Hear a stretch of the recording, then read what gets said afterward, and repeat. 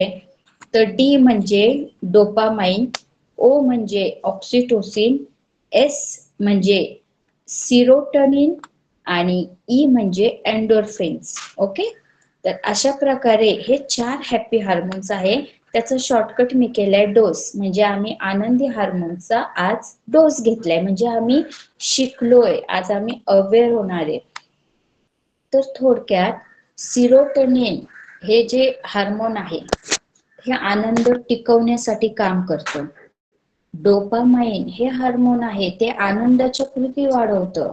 Oxytocin हे hormone आहे, हे लव हार्मोन आहे, हे वात्सल्य, नैराश्य, नातेसंबंधातील कसं लेवल ठेवायची हे काम ऑक्सिटोसिन करतो.